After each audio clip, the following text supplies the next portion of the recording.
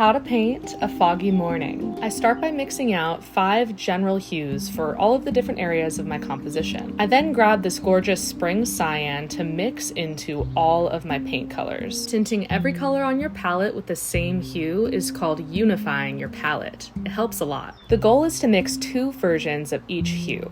One with more of what I'm going to call fog green, and one with a little bit less. This will give us 2 versions of every color in our composition, allowing us to paint the trees, pavement, and grass further in the distance and closest to the viewer. Here's how I'll be referring to these colors throughout this tutorial. I start by staining my whole canvas using fog green and water. I then go back in with just pure fog green and sketch out my main composition. I'm just focusing on outlining the big general structures so I can get a feel for how my painting should be laid out before I go in there with anything too serious. I always paint my landscapes back to front, so we're going to start with our light tree green to start painting those trees that are furthest away. Using my foggy sky color, I work from the horizon line up, slowly mixing in little increments of that light sky gray until we get to the top of the composition with just pure sky gray. Mixing in more of my dark tree green into my light tree green, I slowly work my way towards the foreground by painting in the trees. For the trees in the foreground, I create a gradient from light on the top to dark on the bottom. We're going to leave these trees pretty blobular for now. Don't worry about adding in any details or leaves yet. We'll get to that soon. Using my light grass green, I start painting in the patches of grass furthest away, slowly working towards the foreground by mixing in the darker grass green. Mixing my light grass green and my dark tree green, I add a little shadow cast across the road from the trees, as well as other shadowed areas of grass. With my light road gray, I paint the part of the pavement furthest away, slowly mixing in increments of my dark road gray as I get closer to the foreground. With light yellow, I add in those stripes on the road, beefing up that yellow towards the foreground with my dark yellow. To complete my first layer, I paint in the driveway to the right and the sidewalk to the left. Using that light sky gray, I start poking holes of light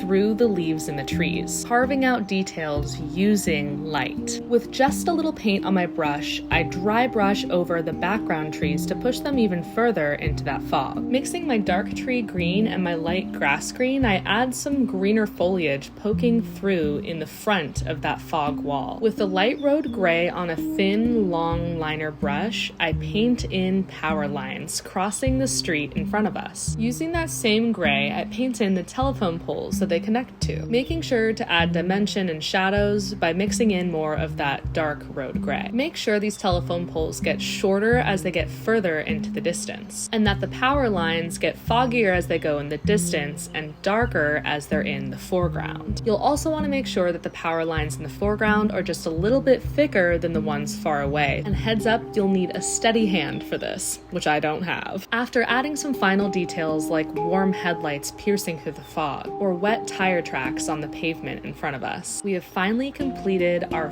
foggy morning landscape. I can't wait to see you guys try this out. And to learn how to paint anything you want, check out my course on Domestika.